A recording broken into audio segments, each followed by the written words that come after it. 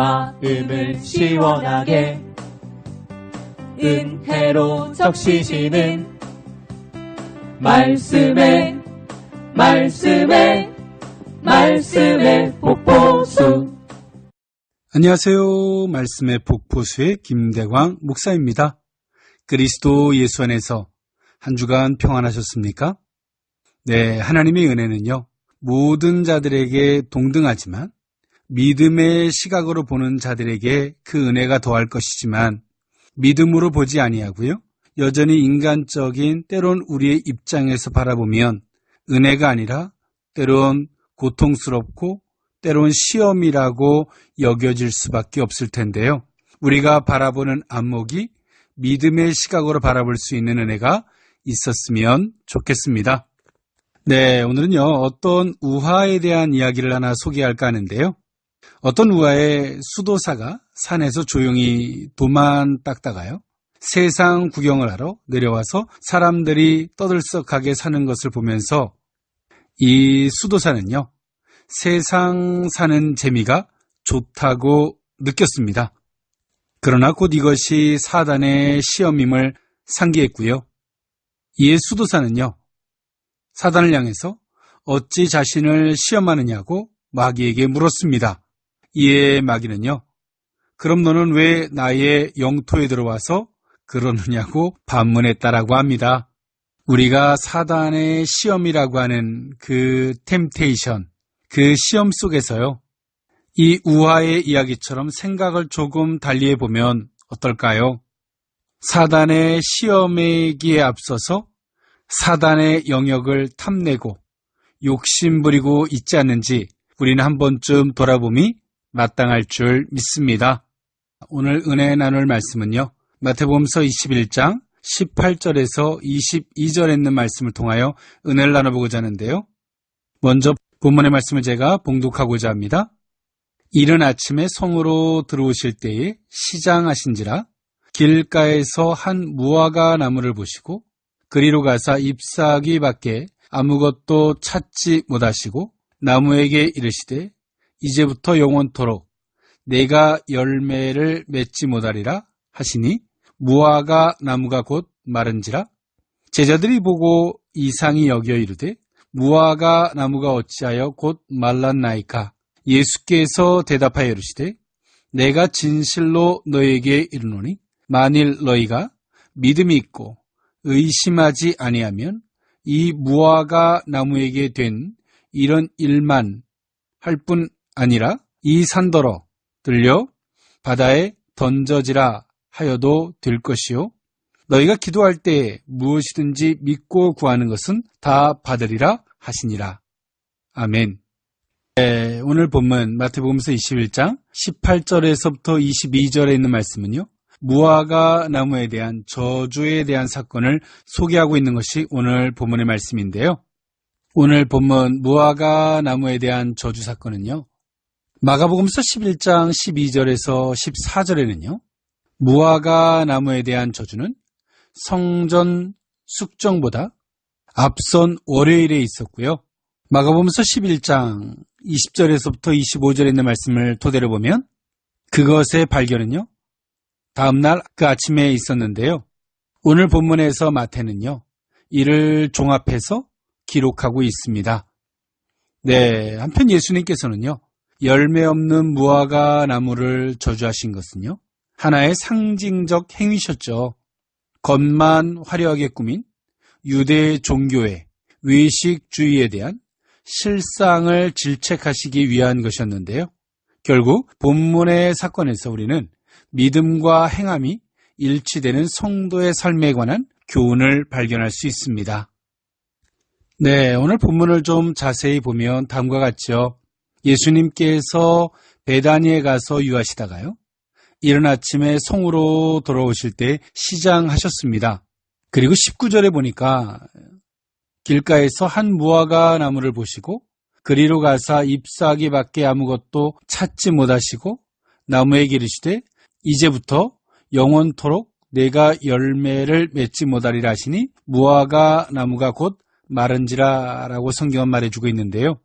네, 표면상에는요, 예수님께서 시장하셨고, 그래서 무화과 나무를 보시면서 무화과의 열매를 찾았지만 무화과 나무에서 열매를 얻지 못해서 그 무화과 나무를 저주하신 것으로 표면상으로 그렇게 볼 수 있는데요. 실상은 오늘 이 무화과 나무는 아직까지 열매를 맺을 때가 되지 않았었을 때에 오늘 예수님께서 무화과 나무에서 열매를 찾으신 것입니다. 그리고 무화과 나무를 저주하셨죠.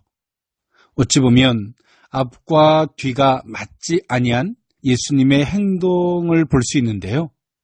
네, 앞서서 말씀드렸던 것과 같이 오늘 예수님은 단순한 무화과 나무에서 무화과의 열매를 얻고자 했던 것은 아니었죠.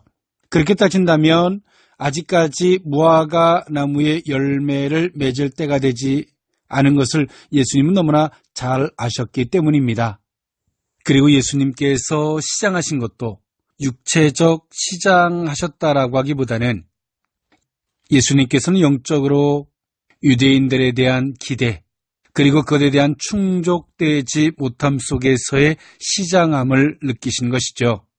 오늘 예수님께서는 무화과 나무의 저주를 통해서 더 이상 유대인들을 향해서 어떤 기대도 하지 않으시겠다라고 하는 예수님의 단호한 마음과 이때 당시에 유대의 종교 지도자들의 그 화려함, 그러나 실체적인 부분에 어떤 행동과 열매가 없는 그들의 삶, 자기 오만에 빠진 그들의 영적 무지함, 그것을 가리켜서 예수님은 무화과 나무를 저주하셨던 것처럼 그들의 영적인 상태를 저주하고 계시는 것입니다. 네, 이 시대를 살아가는 성도들에게도 하나님이 정말 원하는 것은 뭘까요?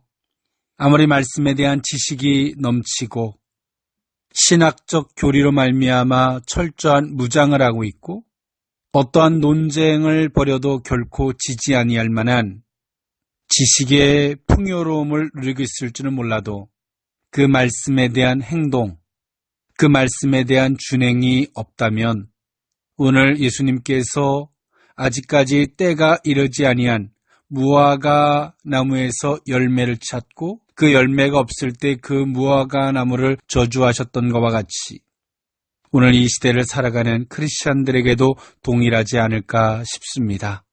네, 오늘 이 본문은 우리에게 많은 교훈과 또 많은 것들을 생각하게 만들어주는데요. 그 중에 하나의 대목이 아직까지 무화과 열매를 맺을 때가 되지 않았다는 것입니다. 오늘 하나님께서 이 시대를 살아가는 많은 성도들에게 완벽해서 그 때가 되어서 뭔가를 행동하기에 앞서서 비록 지금 우리가 하나님을 아는 것에 대해서 불완전하고 비록 부족할지라도 하나님이 원하시는 것은 믿음의 반응, 그 말씀에 대한 순종, 열매가 있는 그 복된 삶일 것이라 사료되어집니다. 주님은 지금도 이 시대의 성도들을 향해서 시장하신지도 모릅니다. 정말 주님을 배부르게 해드릴 수 있는 것, 주님의 시장길을 채워드릴 수 있는 것은 무엇일까요?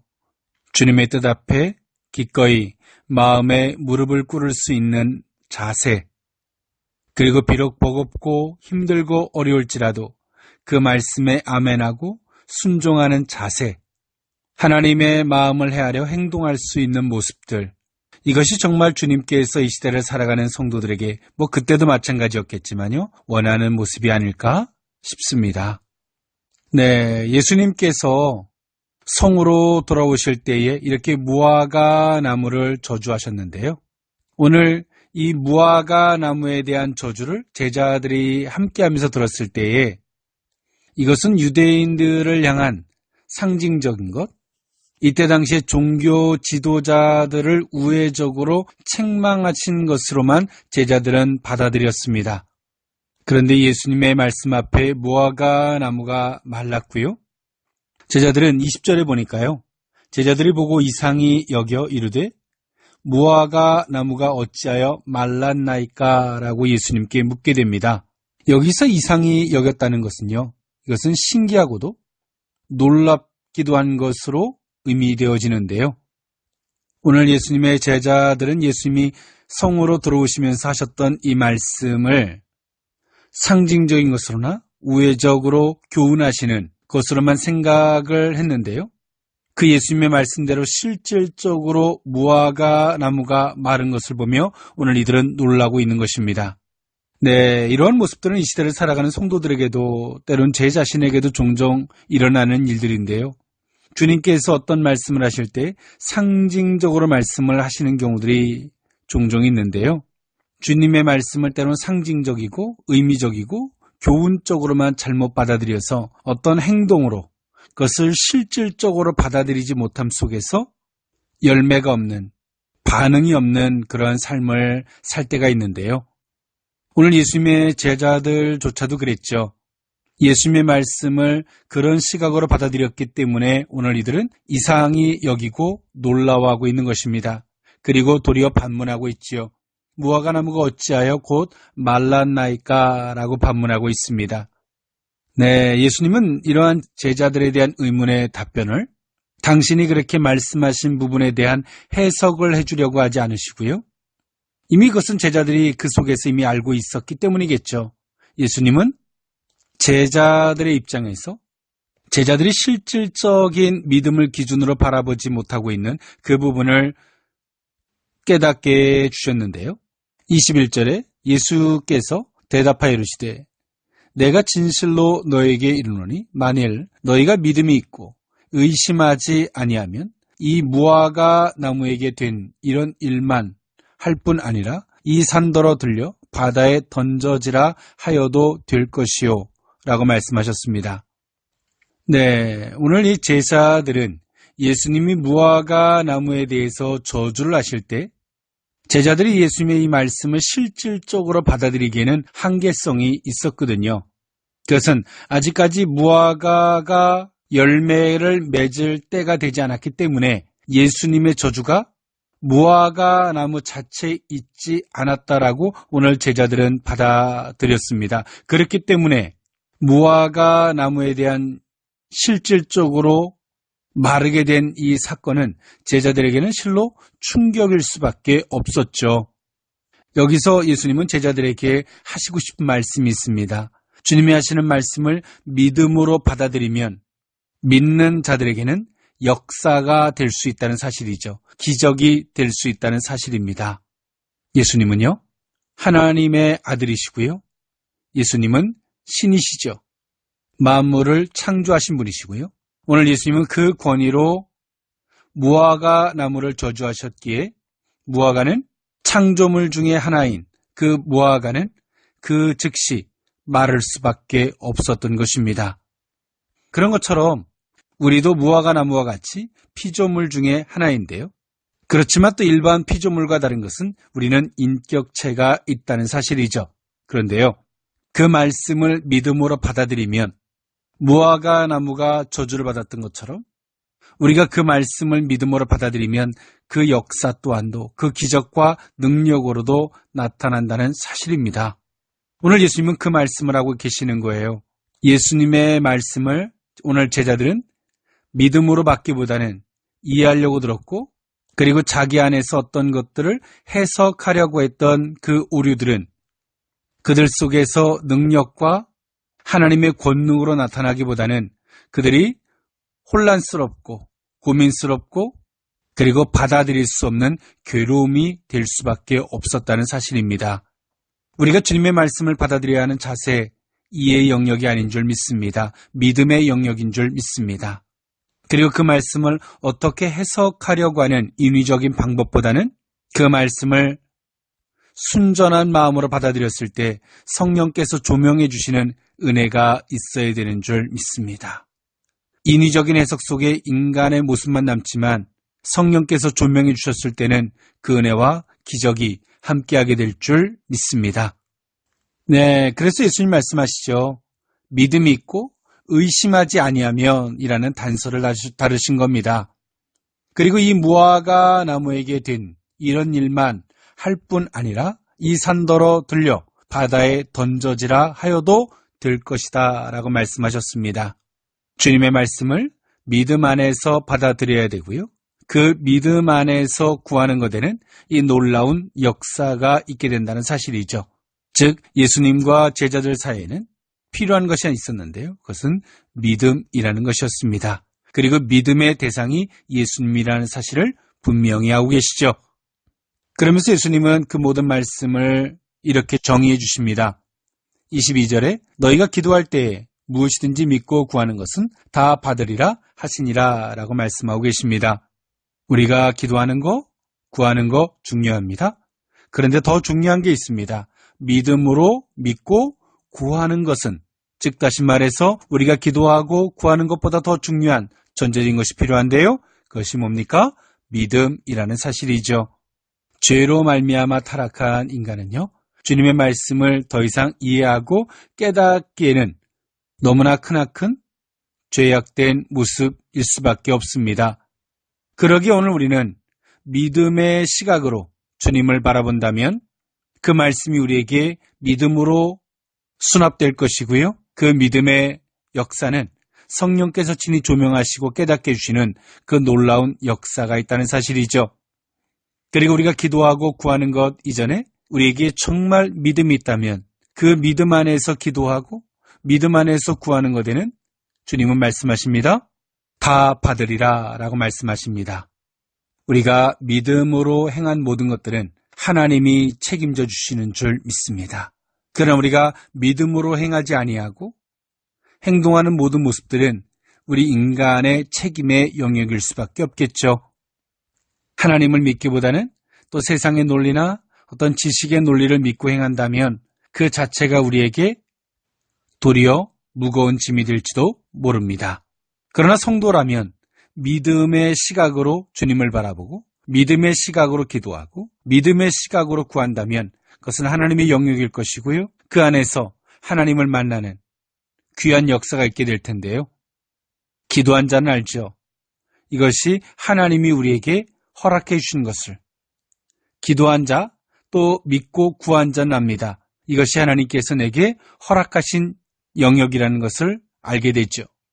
그러나 기도하지 않은 자, 믿음으로 기도하지 않은 자는요, 기도하고도 그것이 정말 될까를 의심하고요. 믿고 기도하지 않은 자는 자신이 기도한 것조차 잃어버리게 됩니다. 기억하지 못하게 되죠. 그리고 정작 그 모든 것들이 허락되어질 때 인간은 거기서 교만해지게 됩니다. 그것이 하나님께로부터 온지도, 왜 왔는지도, 또 내가 기도한 것도 다 잃어버렸기 때문에 우리는 그 자체에 집착하게 되고 욕심을 부리게 되고 또 내 것이라고 집착을 하게 되는 모습을 보이게 됩니다. 그런데요, 기도한 자는 하나님께로부터 왔음을 알죠. 그래서 겸손할 수 있고요. 믿음으로 구한 자는 압니다. 하나님의 역사인 것을요. 그러므로 말미암아 그것에 집착하기보다는 도리어 겸손하고요. 하나님께 영광을 돌리는 그런 삶을 살게 되겠죠. 네, 그런 것처럼 기도하지 않으면 우리는 겸손할 수 없습니다. 그리고 믿음이 없다면 우린 또 겸손할 수 없죠. 하나님께 영광을 돌릴 수도 없습니다. 오늘 본문을 정리하면 다음과 같습니다. 무화과 나무의 저주와 믿고 기도한 것은 다 받으리라 말씀하셨던 것이 상반된 말씀처럼 보이지만 이 말씀은 도리어 본질적으로는 같은 메시지입니다. 입만 무성한 무화과 나무. 즉 다시 말해서 이때 당시의 종교 지도자들이 말은 화려했지만 행동으로 옮기지 않았던 오늘 이들의 모습. 오늘 예수님께서 후반부의 기도에 대한 믿음에 대한 말씀을 하신 것은요. 막연한 생각들, 막연한 기도보다 더 중요한 것은 믿음을 가지고 기도하고 받아들인다면 그것이 무화과 나무의 열매와 같이 하나님 앞에서 다 받는 것처럼 믿음의 열매의 역사가 됨을 오늘 본문은 우리에게 말씀하고 있습니다. 네, 우리의 신앙이 잎만 무성한 무화과 나무가 아니라 열매가 있는 믿음에 대한 행동, 또 믿음에 대한 주님의 말씀에 대한 순종이 있는 복된 삶이 저와 여러분들의 삶이 될 수 있었으면 좋겠습니다. 한 주간도 그리스도 예수 안에서 열매가 있는 믿음의 삶, 순종의 삶이 될 수 있기를 원합니다. 지금까지 말씀의 폭포수의 김대광 목사였습니다. 감사합니다.